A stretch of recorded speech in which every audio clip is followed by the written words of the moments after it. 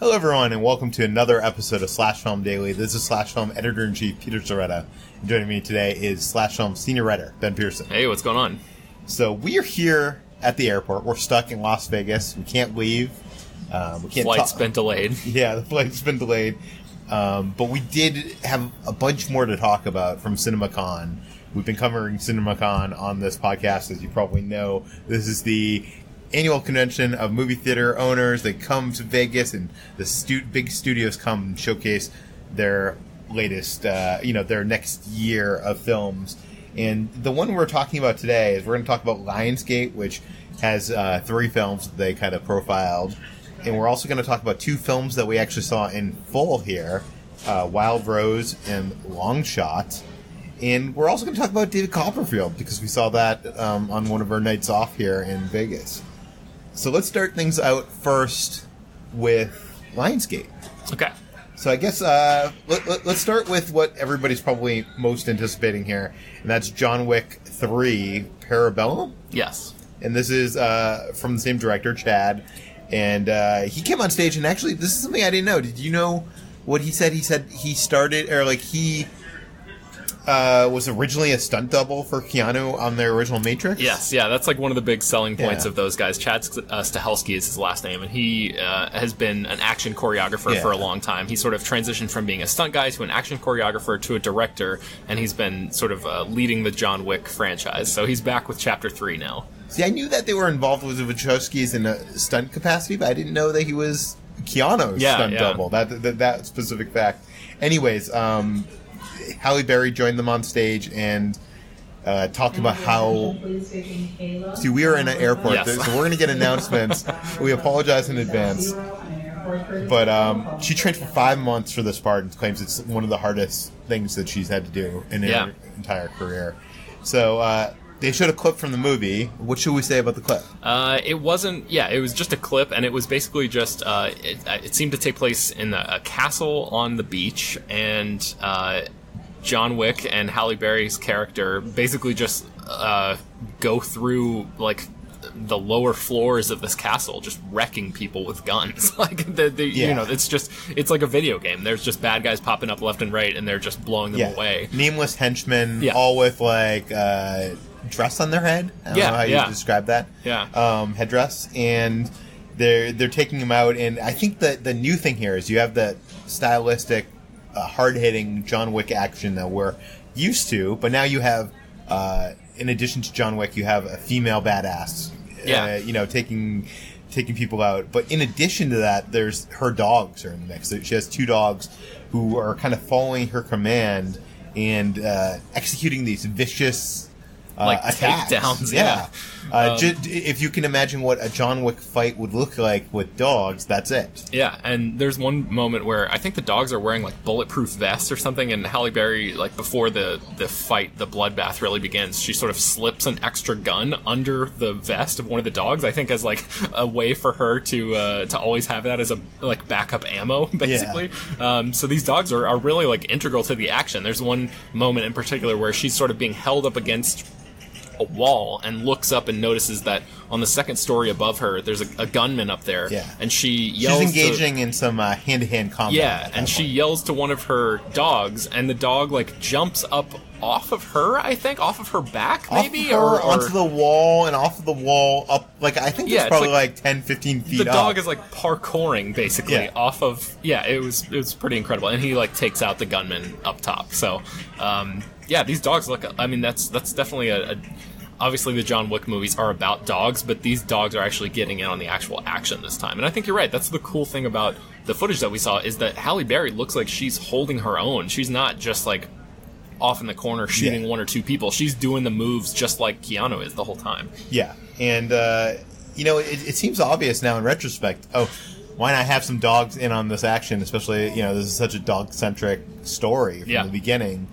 But it's so unexpected seeing this, and it's so cool. And maybe that's a bonding thing, a character thing between his character and hers, because we know that he's been like excommunicated at the end of the second movie. So maybe their shared love of pets is the reason that that she decides to help him out or something like that. I know there were some lines in the beginning of the clip that we saw that like I think he said, we aren't going to go in like the old days, and she said, nothing's ever a conversation with you, John. Yeah. So, yeah. Yeah. Are we just going to carry on with these announcements? I don't know how to... I think we just got to barrel through it, yeah. Okay. But next up was... They had Andrew and John Irwin. These are the guys that produced I Can Only Imagine, which is not even a film I think I've heard of. Yeah, it's a faith-based movie that's based on a really popular Christian song by a band called Mercy Me that is also called I Can Only Imagine, and that movie made it made a big splash in like the faith-based community last year. Yeah, and they basically said that no one, they took it to a lot of studios and no one was willing to go with it except for Lionsgate saw the potential, and it made a lot of money. So they actually signed a deal with Lionsgate to create a new brand or label under the Lionsgate label called Kingdom, and they're developing stories with uplifting, hope-based messages. You know, I feel a little weird about this because that all sounds nice, and it sounds like, you know, these are Christian people that trying to get their message out there, and then you hear the second part of their sales pitch of like, for you exhibitors, we're going to go out there to the churches around the nation. We're going to have them buy. We're going to talk them into getting group. Yeah, busloads of people to buy tickets to your movies or to come out to your theaters and stuff like that. Yeah, and it feels very... there's money motivation here, not... well, anyways, they were there promoting a new movie, which we didn't see anything of, called I Still Believe. When I saw this on the docket, I was like, is this an X-Files movie? I don't know. But no, I guess I Still Believe is about another Christian singer, Jeremy Camp. Yes, and KJ Apa, who stars on the show Riverdale, is playing Jeremy Camp, and Gary Sinise, I guess, is playing maybe Tom his Camp? Father. Yeah. Yeah, and this guy's won a Grant. He's been Grammy nominated. I think they said something like a couple dozen #1 singles or something insane.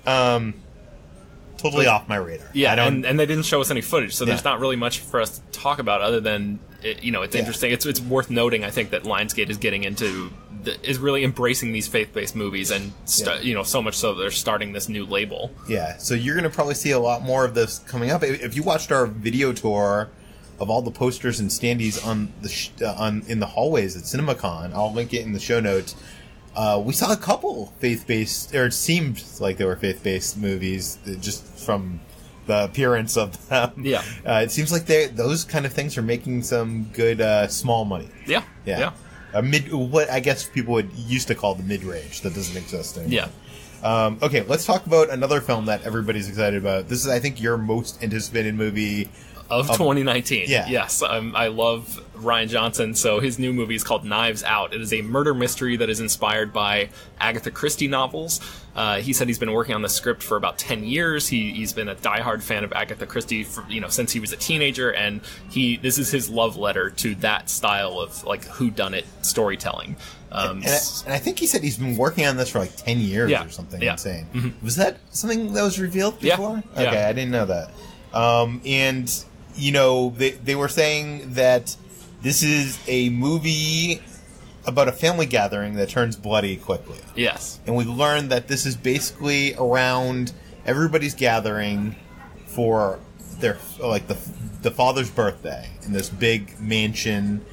And by the end of that birthday, he ends up being dead, right? I think so, yes. Yeah. And something deadly has happened, and I think Daniel Craig and Lakeith Stanfield play cops who come to sort of investigate the death, and they end up asking. We saw basically a trailer for this movie, and in the trailer, Daniel Craig has like a southern accent, which is interesting for him. It's a little bit of a throwback to Logan Lucky, but maybe not quite as harsh in terms of the sound as that. But they're cops. They ask if the family can stay inside the estate. This is basically them questioning them the day after, it looks like. It seems like it, yeah. And it seems like all the family members are kind of bickering, and it's, I want to say, a typical family gathering where, you have a bunch of people that love each other but don't get along. Yeah, right? And they basically ask everybody to stay, I guess, confined to that estate until the investigation is complete. It's very,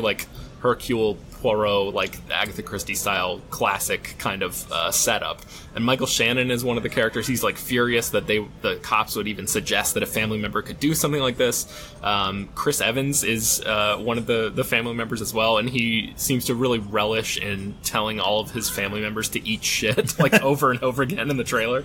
Yeah, and this whole scene that's kind of the main part of the trailer, it's kind of intercut with these montage of other shots that of stuff from the film that is set to Live and Let Die, the song. And you definitely see the style. You see Ryan's signature humor throughout this. And it seemed very enjoyable. It seemed more, I guess, Brothers Bloom than anything else, I think, of his filmography to me. Yeah, I think that's fair. Probably similar in scope. It's not like a globe-trotting movie in any way. It seems very confined, and that's where like all of the pressure boils, is like the confines of the situation. Everything Daniel Craig and Lakeith Stanfield are just turning up the heat and watching everything sort of spill over. Yeah, and the latter part of this trailer is just basically them listing off the insane ensemble cast and showing, 2 seconds of footage of everybody, and it takes like 30-40 seconds to get through that long list of names. Yeah, I mean, the sets look amazing. There's the movie is called Knives Out, and Jamie Lee Curtis is sitting in this really like elegantly designed area with like lots of warm wood colors and stuff, and there are these knives that are sort of like encircling her head, almost like the John Wick Chapter 2 poster where all his head is being surrounded by all these guns. It's like that, but with knives on a wall. It's like artwork. So I wonder if if that's just decorative, or if that's like a Chekhov's gun sort of scenario where those knives are actually going to come into play at some point in the story. But I'm super excited about this. What did you think about it, like generally speaking? It looks good. I don't think it's definitely not my number one most anticipated of the year. I mean, I have Avengers, which is coming up, and also Star Wars, which it owns my heart. Yeah. But I'm a Rian Johnson fan since Break, and I'll be there opening day or the press screening or whatever. And nothing in this looked bad. Everything looked good. So I mean, I have nothing more to contribute other than it looks. If you like what Rian Johnson does, this looks like more of that. Yes.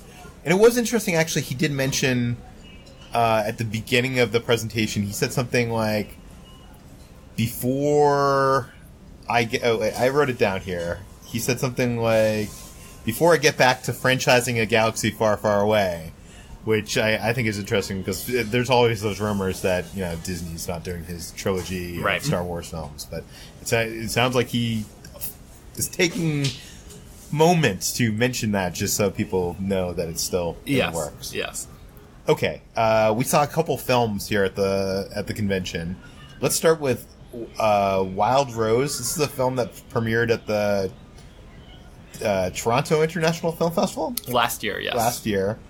And this is now being distributed by... I don't even remember. I don't have it in front of me. But it comes out on June 14th. June 14th. Okay, that's all you need to know. You don't need to know. It was shot in the UK, and this is about a musician from Glasgow who dreams of becoming a Nashville star. So it's a movie about country music, which I kind of hate country music. Yeah, me too. We were having this conversation before we even saw the movie that neither of us are fans of country music. So I was kind of dreading this, even though this had a lot of buzz to it from the film festival scene. And I'll be quite honest with you. I think like 45 minutes in, I was like, it's totally not... Like, I was like, this is fine, but it wasn't... It's not your thing. Not my thing. And the latter half of this movie won me over so hard. And the reasons why I like this movie, for the most part, are how that back half of the movie is handled and where the story goes. And I don't want to ruin this story for anybody else to discover. So I'm not going to get into those kind of things. What did you think? I ended up really, really liking it. I was also dreading the country music aspects of it. But for me, it's sort of country. It's a little bit more country than like Bradley Cooper's character in A Star Is Born or something. But it's not like full twang country. So I didn't I found myself very frightened of what I was going to think about this movie going in, but I ended up kind of really liking the music, like thinking that it wasn't, it didn't cross the line into being like too twangy for my taste, so I appreciated that. And then the big thing to talk about here is Jessie Buckley, and she's the lead of the movie. She's fantastic. She plays Rose, who is this Scottish character who is obsessed with American country music and thinks that she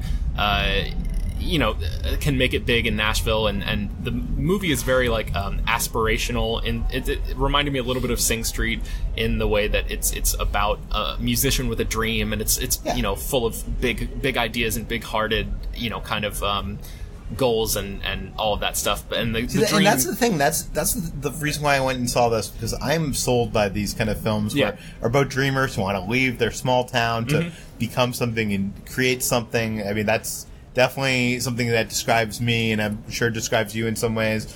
But like the first half of this movie presents her as kind of like this perpetual fuck up that is irresponsible and oftentimes creating her own problems that come to bite her on the ass like minutes later. Yeah. And that, I don't know, I was almost kind of annoyed at the character. See, now you're getting a glimpse into why I didn't really like the Florida Project a couple years ago, because I felt that the same way you're talking about this protagonist is how I felt about that character, but I didn't get those vibes. I mean, yes, what you're saying is like objectively true. She certainly like screws up things for herself, but I didn't get the same attitude and I don't know, that same sense that sort of bothered me so much in the Florida Project. But that I can see that being a barrier for some people, but I think the movie sort of pulls out of that pretty quickly. I think. But by the end, I think I can't imagine people not liking this movie. Yeah, it's just it's a little formulaic, but it's so good. Like the execution is so good. I don't think that ending. Well, I don't know. I want to get into endings. I just feel like where it ends up going is not where you expect it to go. Yeah. I think that's for sure. I don't think, like, if you polled all those people in the audience, I don't think 1% of them would have guessed exactly where it ends up.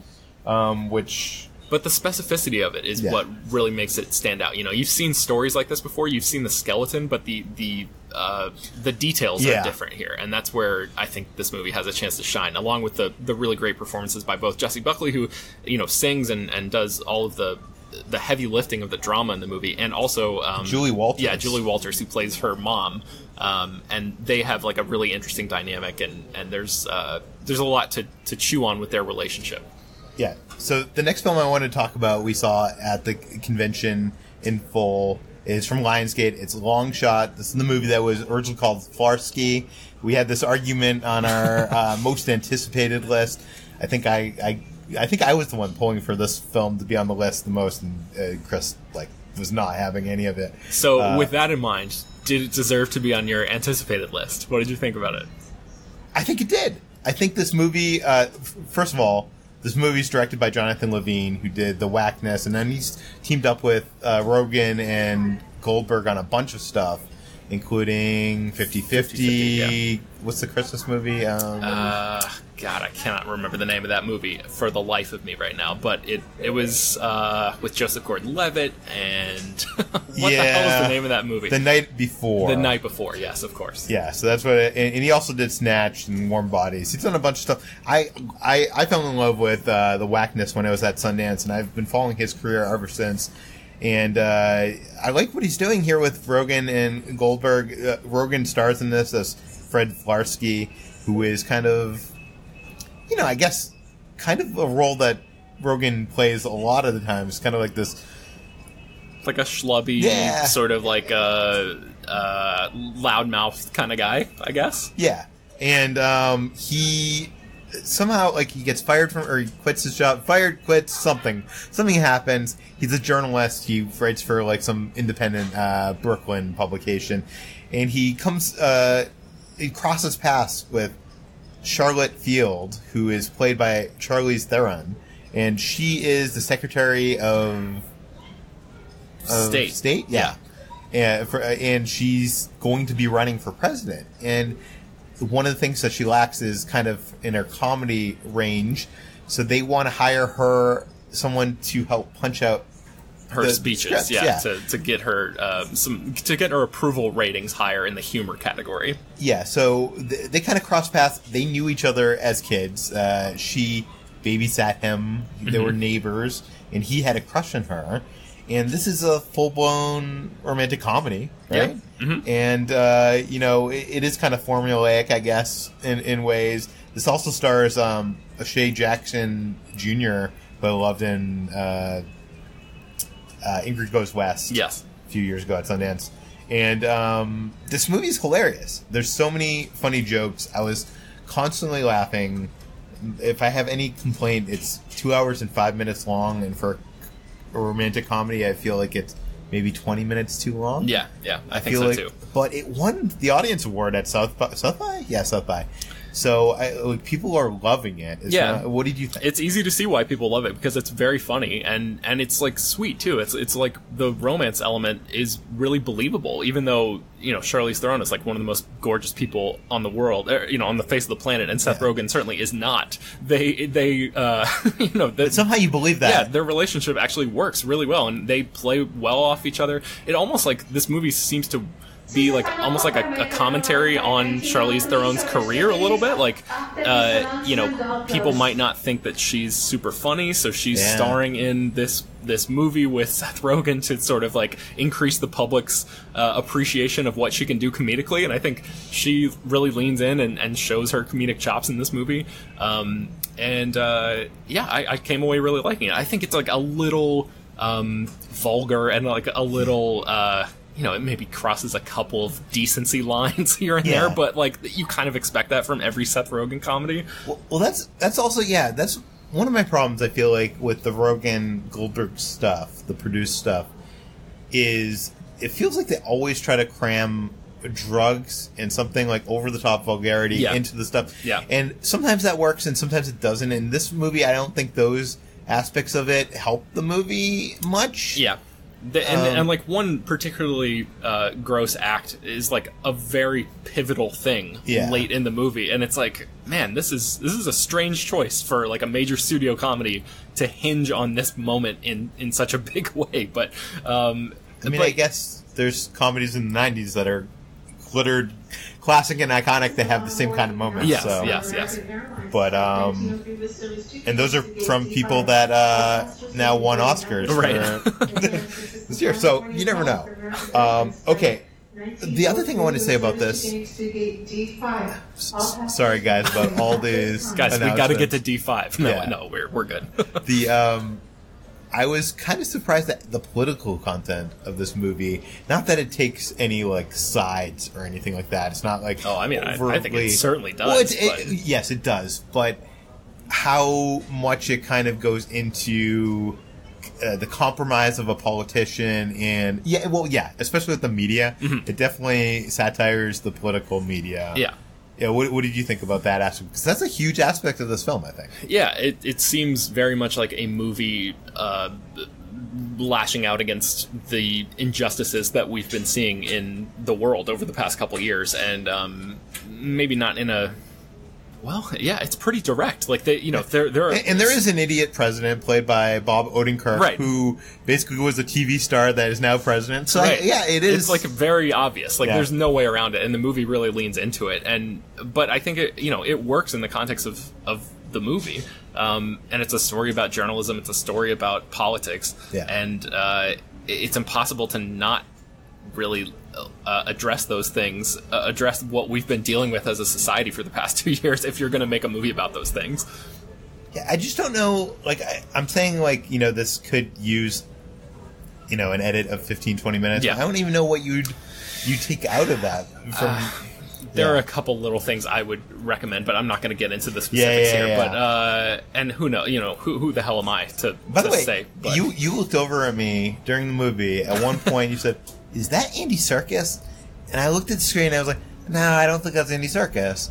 And by the way, it is Andy Serkis. Okay, yeah. Andy Serkis looks unlike Andy Serkis. Yeah. You could. I think most people would see this movie that know Andy Serkis and not know that it's Andy Serkis in that role. I thought I caught a hint of him under some heavy prosthetics, so keep an eye out for Andy Serkis in this film. Yeah, pretty crazy. But I think both of us would highly recommend this film. Yeah, I would recommend it for sure. Okay, so that is all the movie content we have for this episode, but we did end up going to see David Copperfield at the MGM he is doing his shows there for the foreseeable future. And I've seen him many times over the years. He's friendly with me, so I'm a fan of his work. He reads the site, whatever. But I'm a huge fan of Magic. We've talked about this on Watercooler many times. But when we were coming to Vegas, you were like, can we see a show? Can we see a Magic show? Whatever. And I was like, yeah, we'll go see Copperfield. So what is your experience, before you say what you thought of the Copperfield show, what is your experience with Copperfield in the past? I just sort of grew up watching like some of his specials on TV in the 90s. That's what I remember, is like him as like the guy in the world of magic. He was like the mainstream magician that I knew of the most, and I feel like he was like sort of America's magician. Like he was the most famous and like a great looking guy who had like a fantastic stage presence, and I just remember like being a kid and watching TV and like having him like make huge structures disappear or appear or something like that. So I was expecting a show like this in Vegas to be on a really massive stage, but I was surprised to see that the venue at the MGM Grand, even that, like a venue at the MGM Grand, for me, conjures up a massive stage in this huge room with thousands of seats. It was a relatively small venue, so that was surprising and really nice, because a lot of what actually happened in the show was him leaving the stage and sort of doing stuff out in the crowd, and it felt a lot more intimate in that way. No, it's a very intimate show for what you get. I mean, most Vegas shows are like over 100, so I think you're paying for that too. It's not on the scale of, like, I think if you go to like any of the Cirque shows, those are more like arena sized, much bigger. And that's what I was expecting here, but this is something a little bit smaller, a little bit more intimate, and the storytelling across the show sort of reflected that too. I feel like the big through line here is about this sort of relationship that Copperfield had with his father, and to me, certain moments throughout the show, because it's more than just illusions or tricks here and there. It's like it's all connected by this ongoing story. And to me, the relationship between him and his father, I don't even know if it's true or not, or if it's all made up entirely for the show, but it doesn't matter because he sells it out there on stage, and it got like really emotional toward the end. It reminded me a lot of like Field of Dreams or something, the end of that movie where Kevin Costner like reunites with his dad. It's like this really moving moment, and obviously the magic was incredible. At one point he like made a giant car appear out of seemingly nowhere on stage, and it's like unbelievable, just sitting there. And I don't know nearly as much about magic as you do. I'm just sort of a fan from the outside perspective, so I'm sure you're looking at this from like a little bit more of a technical angle than I am. Like but just even though I know how some of the stuff works and is done, the spectacle that he creates and the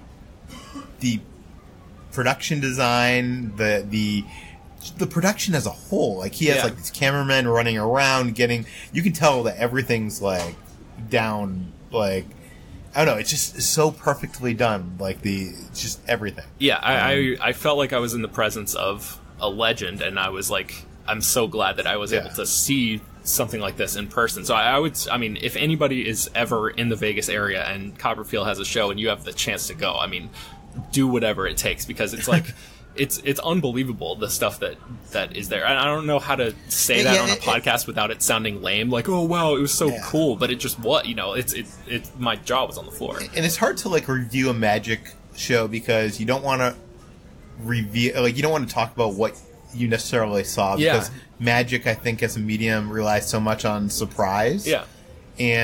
But if I told you the top 3 biggest things that happened in the show, you probably wouldn't believe me, because they sound ridiculous and it sounds too big to happen in like the small theater. But there's some really holy shit like moments during the show that are just like, I felt like a kid, like it immediately takes you back to a place where you are coming at it from this place of innocence. Like, I am being wowed because the rules of the world as I know it are no longer apply in this scenario, and this man is the one who's manipulating that in front of my very eyes to make it that way. It's like I don't know, it's incredible. One of the things I liked about watching Copperfield as a kid is he seems so heavily influenced.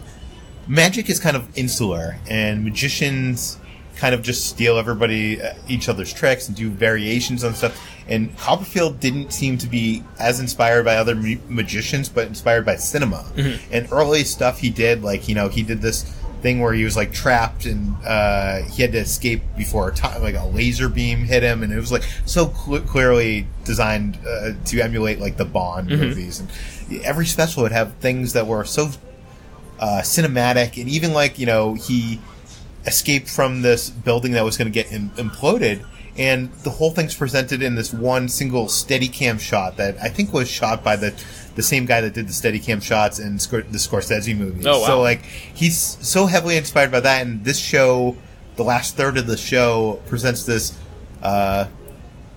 almost like a magical fantasy of a story mm-hmm. that is kind of, like, inspired by, like, Spielberg's E.T., I would say. Yeah. Not to give too much away. And it's unlike any magic show I've seen or probably will see, and I think that's what's cool about it to me. Yeah, and he like incorporates like actual movie stuff into the set, not only in like the technology of it, but there's like home movies, like that, and there's like a film projector and stuff like that, so it's very like tactile in that way too. Yeah. And another cool thing is he finds ways to innovate, like the stuff happens on your body. Mm-hmm. There's some interactive stuff that happens on you, it happens on your phone. It's not just happening up on stage, it's not even just happening in the audience. It's like very it feels personal, and like every time, the thing I was most blown away by was every time I would think that I kind of figured out maybe how he could have done something like that stuff, the stuff with the phone or the stuff on your body like you're talking about, he would then do something else that completely blew my hypothesis out of the water and like disproved it instantly. So it's like he's constantly taking things one step farther and shutting down any theories that you have and just like forcing you back into this place of innocence again, this place of like, I am going to make you watch this and not know how this is done, and it's incredible. He's such a great showman, so it just I was blown away the whole time. The other thing that amazes me about him is he's he's later in his career. He's a billionaire. He's like he's the richest magician like ever. He owns a set of islands in the Bahamas. He could retire now. He could have retired 20 years ago and been fine he could have retired 30 years ago. But he, like, in the last 5 years, a lot of what you saw in that show was stuff that he's created in the last 5 years, and he's on kind of this creative kick of, like, creating this whole new show. And not only that is he pushing his creativity forward, but he, the night we saw him, he was performing two shows that night. On weekends, I think he does 3 or 4. I saw him once on, like, Thanksgiving, and I think he did 4 shows that night, and, like, he does a meet and greet after each show, so he performs for that, like, hour and a half, 2 hours, then he does the meet and greet for half an hour, and then he goes right back up to performing. And this is a guy that's, like, a billionaire, and he doesn't need to be running around on a stage giving you his all, but like it's really inspiring to see that he still cares that much. Yeah, certainly. So anyways, you can see his show at the MGM, and he also, I think, performs like 5 or 6 weeks in a row and then takes a week off, which is also insane. Yeah. I don't get it. I don't, that island must cost a lot of money. It's insane. Okay. Anyways, that brings us to the end of today's episode, and I think the end of all of our CinemaCon coverage. Is that right? Do we have anything else left? I think that's it from CinemaCon, right? I think that is it. In that sense, let's recap here. What did you think of CinemaCon after your whole experience? Was it what you thought it was going to be? It was a lot more intense than I thought it was going to be. There's so much footage shown from all these different studios, and there's a lot going on here. It's very theater based, as you would expect. It's a lot of actors and filmmakers coming on stage and being like, we love the cinematic theatrical experience. We've made this movie specifically to go in your theaters. It's very like sort of pandering in that way, but I feel like that's the purpose of this thing. It was a trip, man. Like this is my first time in Vegas in like 7 or so years, and not that we saw Vegas, we saw our hotel, the walk across the street. Yeah, exactly. But yeah, I think it was certainly interesting to sort of be on the theater side and see what they're seeing and sort of it's always interesting to get a new perspective, and having, I think that will enhance the way that I look at Hollywood in general, and I feel like anybody who's been following our coverage can sort of take those same lessons and sort of look at things through that same lens if they want to.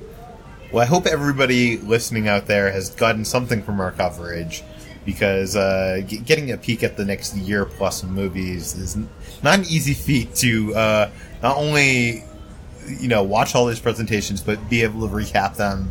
I'm not saying that we're doing like hard work or anything. Yeah, big ups to the Slash Film staff who was writing tons of stuff on the site. So please, we were sending them our misspelled and notes that hurriedly taken. Yeah, and they were turning it into content that people, hundreds of thousands, if not millions of people read on the site. So they are the true heroes of CinemaCon 2019. They are the true heroes. Okay, so that brings us to the end of the podcast. You can read all of our CinemaCon coverage on slashfilm.com.